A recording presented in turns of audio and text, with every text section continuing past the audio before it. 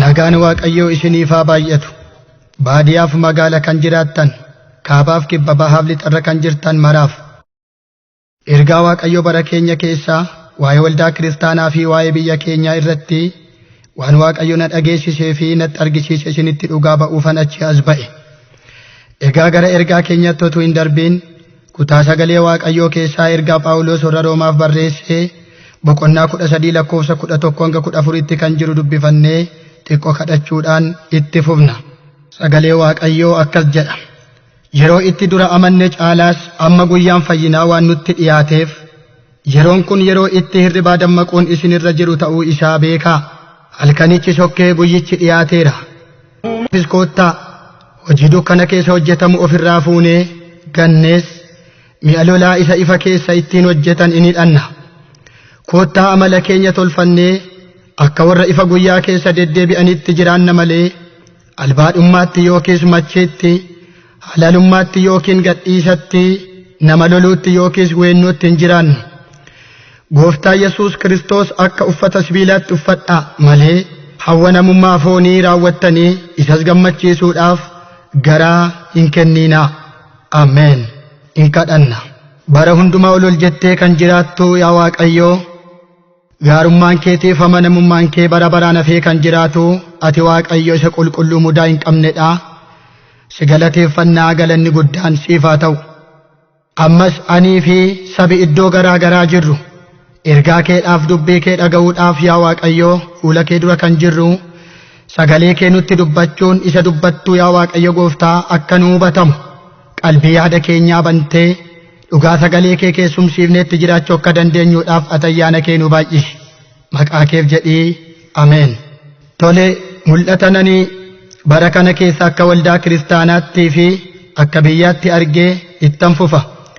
Duraan dursee akka waldaa kiristaanaatti mul'anni ani argee Waaqayyo dhalootarraa komiin qabaa naan jedha. Dhaloonni kun uumaa isaa ganee jedha Waaqayyo. Anaaf jiraachuu dhiisee ofiisaaf jiraate jireenyan irraa barbaadee dhabe. Anaan duubatti dhiisaniitu ofiina dura darbani. Qulqullummaa gananiitu xuraa'ummaa akka uffataatti uffatani. Dhiiga dhangalaasani, lubbuu ajjeesani. Ija jabina isaaniitiin garaa isaaniitti of furuursanii of kabajanii jireenya gadhiisiidhaan mana koo keessa jiraatani. Gaggeessitoonnii fi hojjetoonni mana koo otuu arganii dhaloota kana dhiisani. Ulee dhugaa isan isaanitti kennadhee lafa kaa'anii ulee yaada isaanii muratanii ka'anii jedha Waaqayyo. Ulfina koo ulfeessuu dhiisanii maqaa isaanii eeggatan. Sabni koo warri hangafa jedhamanis calluma jedhanii jedha Waaqayyo. Asirratti kan nuti hubachuu qabnu dargaggoon ol adeemaan beekaa xinnaan qeerroof qarreen kan Waaqayyo haasa'u otuu Waaqayyoof of hin qulqulleessiin mana isaa keessa deddeebi'uu dirree isaarra jiraachuu maqaa Waaqayyo akkasumaan tajaajiluu itti jiraachuu dadhabuu keenya argee Waaqayyo dhaloota komata. Waaqayyo gaggeessitootarraas komii qaba.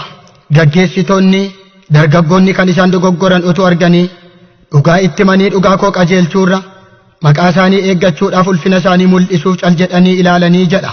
Egaa ani ka'ee nan farada ol adeemaa dabarsee du'atti nan kenna. Ani nan eekkamaa jedha Waaqayyo. Reeffa ol adeemaatu lafa guuta. Baadiyyaa keessaa, magaalaa keessaa, mana barumsaa keessaa akkasumas karaa gubbaa irraa du'a ol adeemaatu dhaga'ama.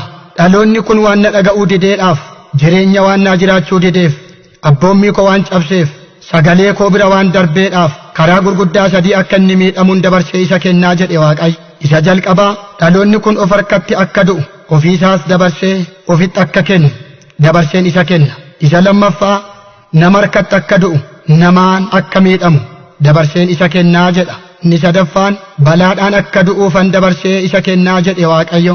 Gaggeessitoonnii fi hojjetoonni mana koo jedhanii waan ilaalaniif ani isaaniif hin hilu hin oo'us. Du'a deddeebi'aa fi gadda laphee namaa cabsuun saba koo adabaa jedhe Waaqayyo.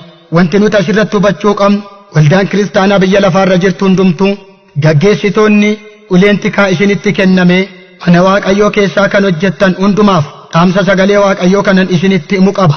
Waaqayyo asirratti kan inni jedhu dhugaa jallate otuu argitanii bira akka hin darbine, xuraa'ummaa argame bira akka hin darbine, soba dhaga'ame bira akka hin darbine, waan argitaniif waan dhageessan irratti akka hojjettan, ulee qajeelummaa akka ol kaaftan, isa dadhabe akka jabeessitan, isa kufe lafaa akka kaaftan, isa bade akka barbaaddan, isa rakkate akka gargaartan isa wallaale akka gorsitan Waaqayyotu isin gaafata isa kana garuu irraan dhabee jedhe Waaqayyo.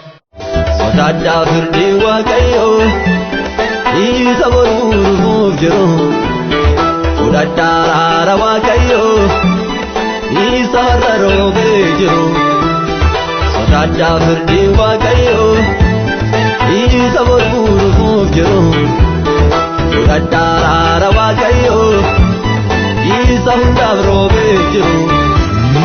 Akkuma keenya waan hin oolle iddoo namni hundi naanganne daati deebiin laachuuf jirra teessota dura dhaabbannee hin dhumne hoo badaraara balballi cuufamne gaara yoom dhumti guurete nyaara araarri isaa warra saara hin dhumne hoo badaraara balballi cuufamne gaara.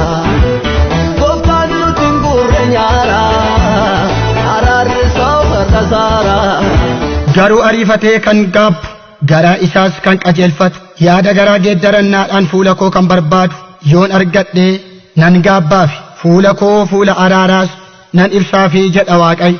Isa kanatti aansuun kutaa sagalee Waaqayyoo keessaa ragaadhaaf Waaqayyo kan nuuf kaa'ee wangeela Luqaas boqonnaa 15 lakkoofsa 17 hanga 24tti kan jiru ta'a. Sagalichis akka jedhanan dubbisa.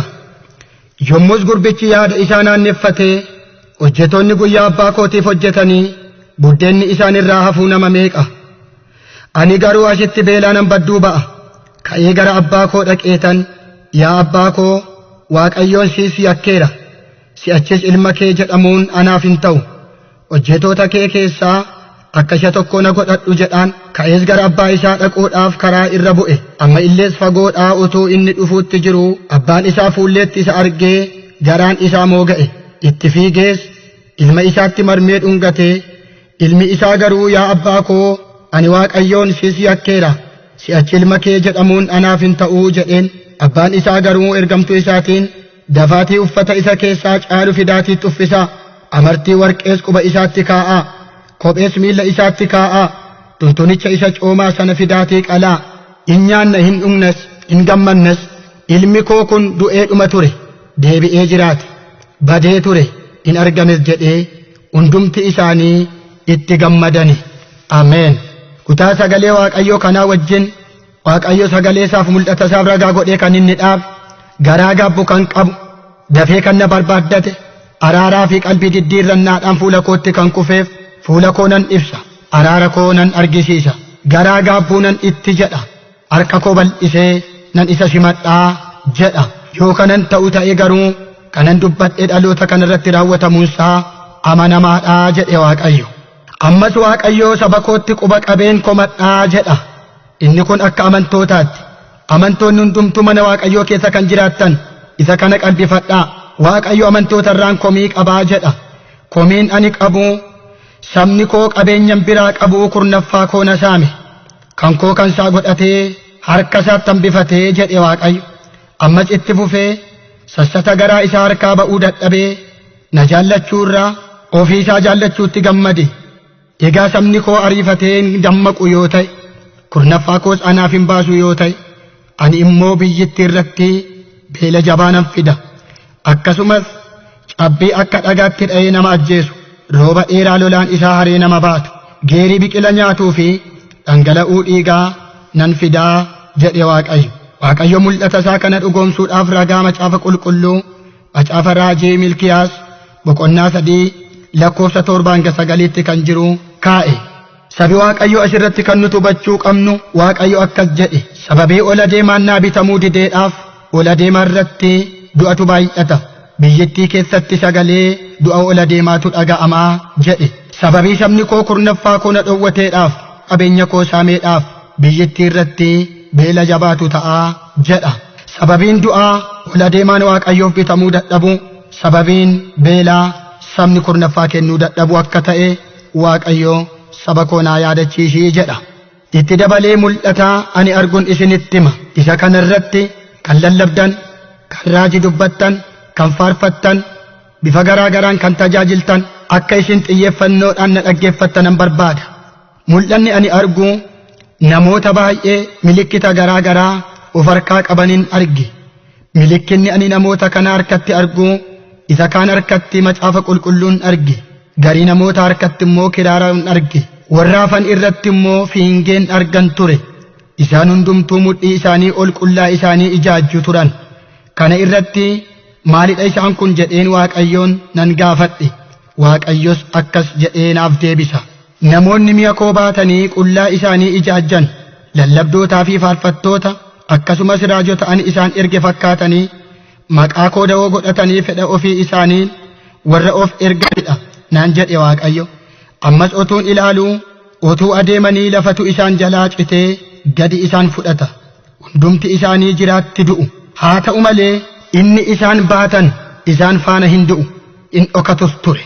Yeroo isaan jalaa lafti citee garaa lafaatti gadi nam'an sagalichi, fiingichii fi kiraarichi dirree irratti hambaa ta'ee hafa. Kana irratti Waaqayyo deebisee akkasinaan jedhe. Lafichi isaan jalaa citee isaan liqimse yaada garaa isaaniiti. Inni warra nyaataman biraa dirree irratti hambaa ta'ee hafe garuu maqaa kooti. Maqaan koo hin du'u, maqaan koo hin dulloomu. Maqaan koo maqaa hin badu, maqaan koo jiraataadha. Maqaan koo qulqulluudha. Maqaan koo bara keessatti nafu, maqaan koo dhaloota wajjin hin darbu. Maqaan koo Ilshaadaayiidhaa naan jedha ture Waaqayyotu. Ilaa Waaqayyo akkasinaan jedhe. Namoota baay'eetu maqaa koo da'oo godhatanii dhalootatti of mul'isani. Maqaa koodhaan nagadu, gabaas na dhaabani. Maqaa kootiin foon nagadu, garaa isaanii keessatti mar'ataatu wal hora.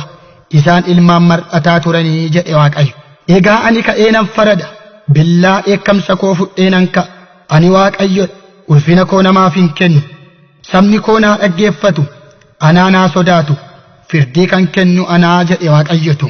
Namoonni baay'een maqaa koodhaan kan deddeebi'an, tajaajiltoota bebbeekamoo kan jedhamanii fi kan ofiin jechisiisan.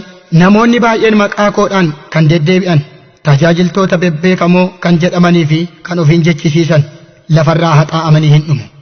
Kan na gurguraa turan maqaa kootiinis gabaa guddaa kan dhaabbatan ani nan isaan gurgura. Gabaa salphinaa keessa nan isaan dhaaba. Ani namoota maqaa kootiin tajaajiltoota ofiin jedhanii maqaa ittiin beekaman moggaafatanii ofiin of mul'isan kana dhahicha garaa garaatiin isaan nan adabaa jedhe Waaqayyo. Namoonni dhahicha garaa garaadhaan dhaaman kunis akkasitti kan itti fufu ta'a. Garii namootaa tajaajiltoota warra jedhaman kana maqaa kootiin kan hojjetan garuu maqichatti kan hin jiraan yaada garaa isaaniittan dabarsee isaan kenna. Namoota kalees biyya irrattii fi nama duratti beekamantu dhoqqee keessatti argamu. Dhoqqee keessattan gad isaan darbadha. Maqaa isaanii afaan namaattan dabarsee isaan kenna. Akkuma isaan afaanitti na baachaa turan afaan namaattan isaan laadha. Namatu isaan nagada. Namatu waa'ee isaa gabaatu ursee isaan haasa'a. Gabaattan isaan kenna jedhe Waaqayyo. Garii isaanii tajaajiltoota kan jedhaman lafarratti kan beekaman nama duratti kan of beeksisan namni hundumtuu kan isaan beeku hattummaadhaan qabamanii mana hidhaatti dabarfamanii kennamu. Warri hafan du'anii lafarraa hin ka'u naan jedhe Waaqayyo. Irran deebi'a. Har'a hundumtuu wal makee maqaa tokko qabaatee sagalee tokko baatee maqaa Waaqayyoo dha'ee dirree fagoof dhiyoo deemee ni tajaajila. Hundumtuu mana Waaqayyoo keessatti bakkeetti nama gidduutti kophaatti maqichaan deddeebi'aniiru. Haa ta'u iyyuu malee Waaqayyo akkasinaan jedhe maqicha fudhatanii ba'anii jireenyaan kan qooda biraa hin qabne garuu sobdoota warra beekaman namni kan ol kaase ofii isaaniis kan of moosisan ani Waaqayyo dabarseen isaan kenna. Gariin isaanii hin salphatu. Afaan namaattan isaan naqa. Gariin isaanii hattummaadhaan qabamanii mana hidhaatti dabarfamanii kennamu. Gariin isaanii du'anii lafarraa ka'u. Kana ana Waaqayyotu godha. Maqaa koofan inaafa. Ulfina koofan ka'ee dubbadha. Teessoo koorraa nan ka'a. Yeroo kenneefiin ture haa deebi'an jedhee guyyaa dhi'uudhaaf fiigdu nan barfachiise. Dhaloonni kun garuu of arguu hin dandeenye. Of barbaaduudhaafis of hin yaadanne. Egaa ani Waaqayyo gooftaan ka'ee ijaa nan baafadha jedhinaan jedha ture Waaqayyo.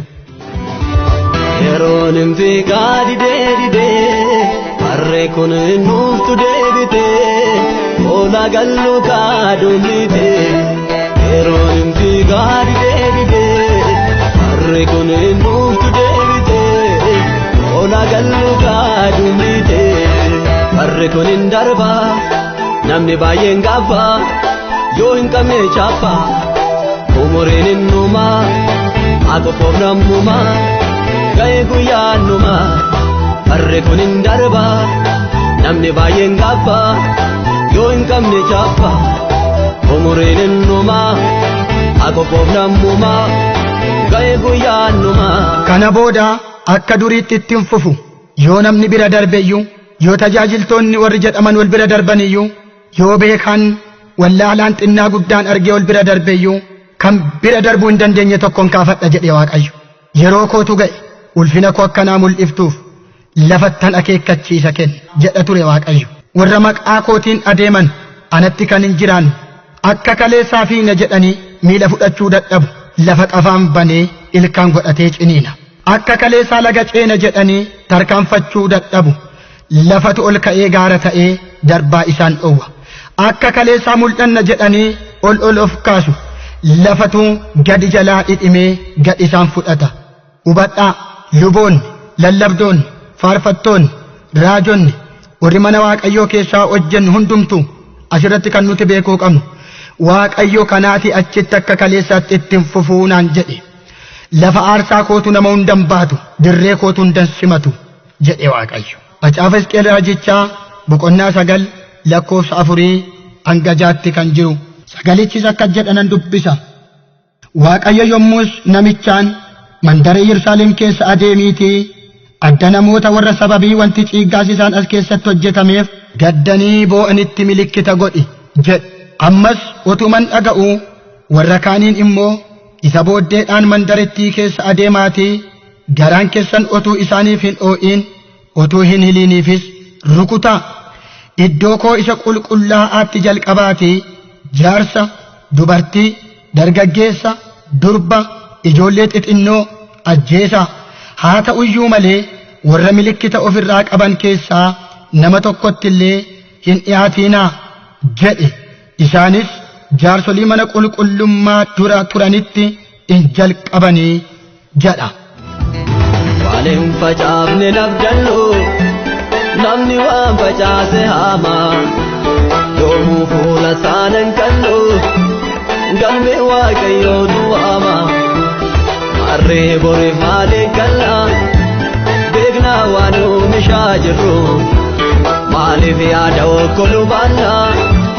Maaliif deemna garaa irruu lakkii maafoo goomsina Waaqayyoon maal baadooksina kottaa teenyee tokkorsina badii lubbuu keenya olchina guyyichi dhufee dhiyaate gurri dhaga'u yoo jiraate maaloo maafoo goomsina Waaqayyoon maal baadooksina.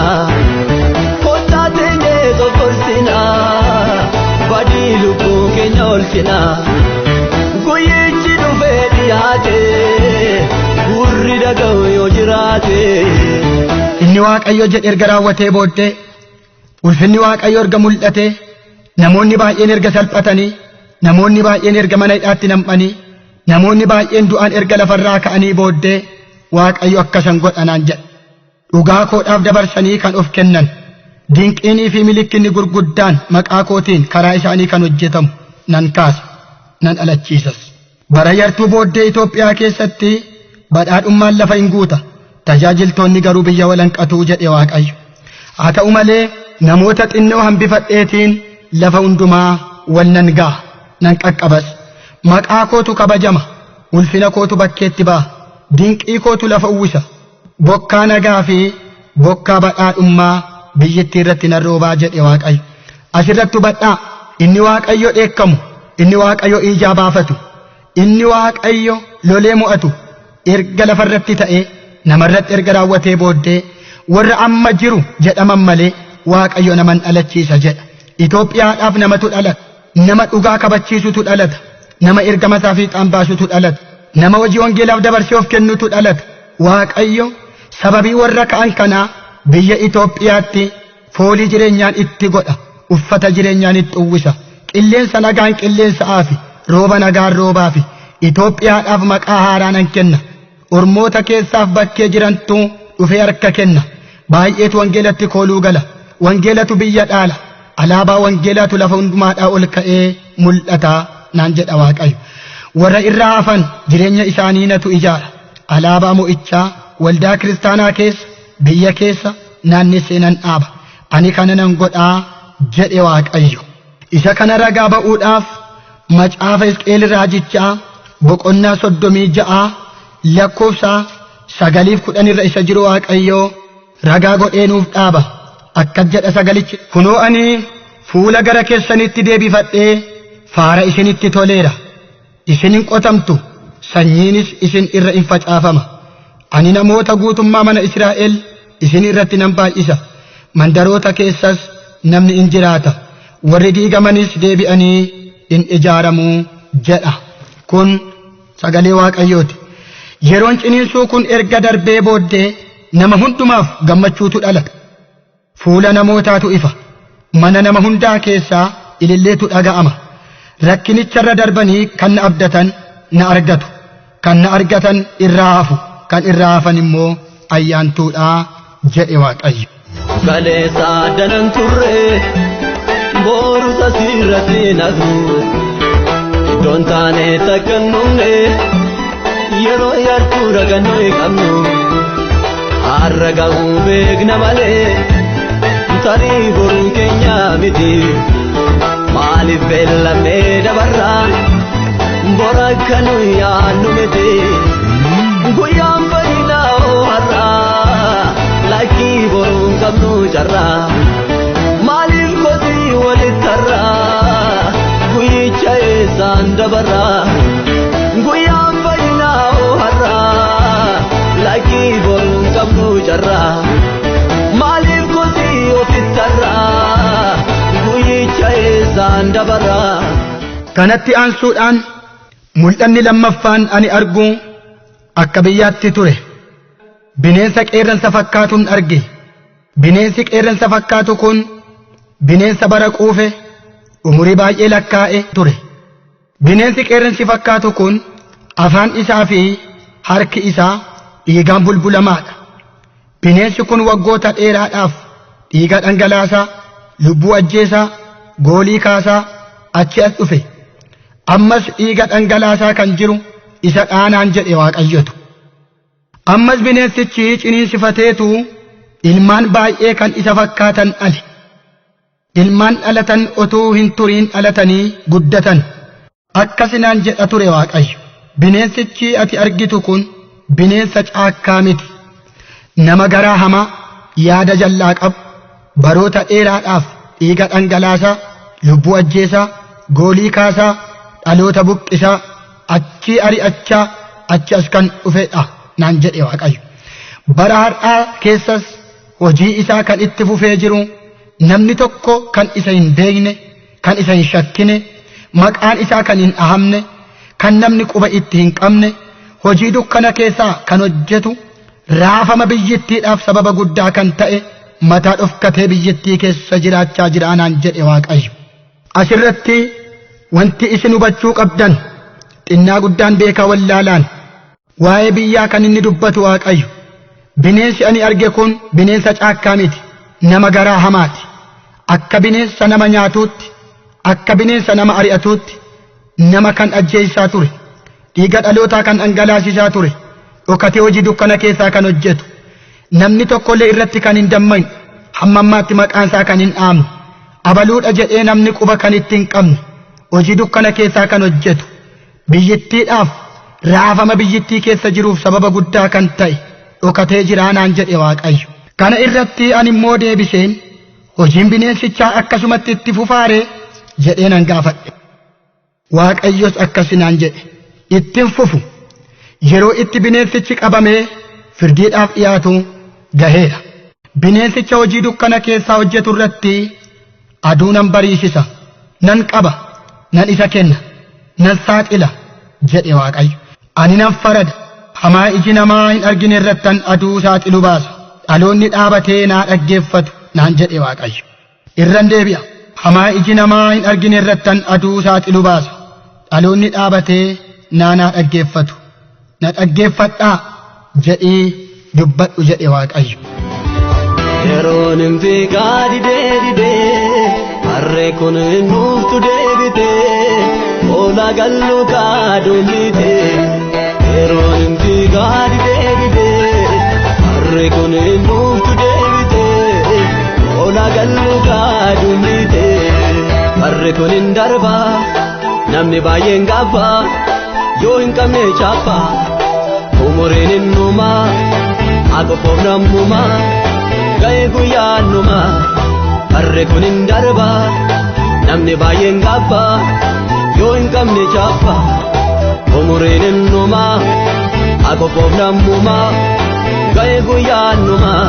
Kanatti aansuudhaan harka nama lafarraa hin ta'in tokkotu bantii waaqaa keessaa gara lafaatti achii gadi hiixatee quba isaatiin lafarratti otuu barreessuun argan ture.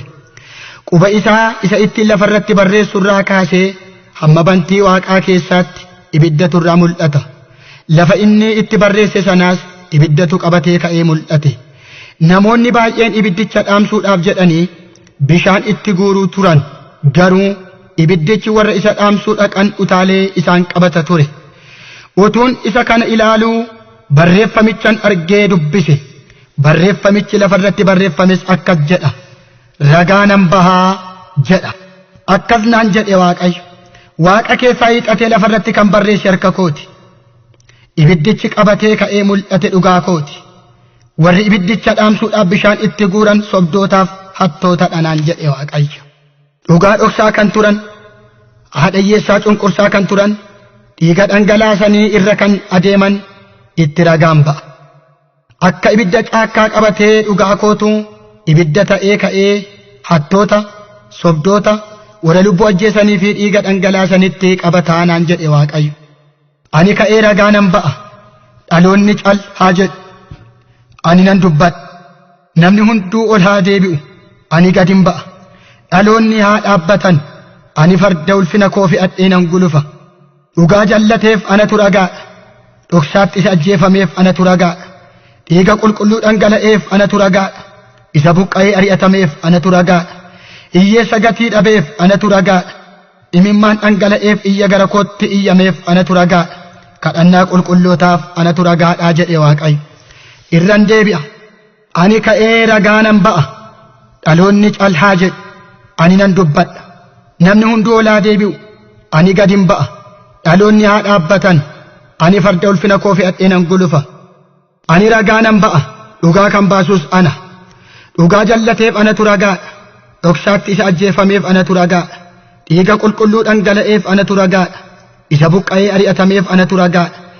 Hiyyeessa gatii dhabeef anatu ragaadha. Imimmaan dhangala'eef iyya gara kootti iyyameef anatu ragaadha. Kadhannaa qulqullootaaf anatu ragaadhaa jedhe Waaqayyo. Ammas Waaqayyo irra deebi'ee sagaleedhaan na dhageessise. Anittan ba'a. Dabaree naaf kennaa jedhii dhalootatti naa labsii naan jedhe Waaqayyo. Waaqayyoon kadhachuu akka qabnu, waan gochuu qabnutti Waaqayyoon dursinee Waaqayyoon akka mariisifnu, Waaqayyoodhaaf hangafummaa akka kenninu, dhugaa baasuudhaaf amma jennu Waaqayyo dhugaa akka baasuudhaaf akka isa kadhannu, Waaqayyo dhaloota hundumaarraa isa kana barbaada. Dabaree naa kennaa, ofii duubatti deebi'aa, anaan dabarfadhaa, firdii dhugaanatu kennaa jedhii naan jedhe Waaqayyo. Kanaaf dhaloonni kun dhugaa argachuudhaaf isan isaatiin jedhee raawwatee haa argamu jedhe Waaqayyo. Hubadhaa, qalbifadhaa. Kana kan dubbate Waaqayyo. Waaqayyo dhugaa baasa. Waaqayyo hin farada. Waaqayyo hin qajeelcha. Waaqayyo hin bariisisa. Waaqayyo ka'ee dhaabbata. Waaqayyo hin dubbata. Waaqayyoof lafatu dhaga'a. Waaqayyoof jallaatu dhaga'a. Waaqayyoof qilleensatu dhaga'a. Waaqayyoof galaanatu dhaga'a. Waaqayyoof uumamatu dhaga'a. Waaqayyo isa bara baraati. Waaqayyo guddaadha. Waaqayyo jabaadha. Hundumtuu Waaqayyoon dhaga'uun, Waaqayyoon durfachuun, yaada Waaqayyoo eeguun, sagalee Waaqayyoo dhaggeeffachuun hunduma keenyarraa in eegama. Kana hubadhaa, hin dagatiinaa. Inni Waaqayyo jedhee dhugaadha, amanamaadha. Inni oolu, hin turu, hin bulu, hin dhufa, hin raawwata, bakkeetti hin ba'a, hin mul'ata. Sagalicharra kan darban in kennamu dabarfamanii, sagalicha dhaabbatanii kan dabarfatan garuu Waaqayyo isaaniif wabiidha. Ameen. Deemee ga'uuf jirra, fuula jalli ni dabarre, ija bittaat baasee argaa ichiti namni naagarre haguuggatameen darbamu himan malee maqaa sirrii achitti dhaqnee qabamna yaa'e lama looltu birrii guyyaa akka biddaa baba'u gooftaan firdiidhaaf yoo ka'u yoo lafti doodhaa baqatu aduun ifa ishee dhowwattu yoo tulluun roobamee jigu guyyaa bitti addunyaa dhiqu lafti dhaqanii baran jirre Yesuus qofatu qaba dirree Yesuus qopheesseera dirree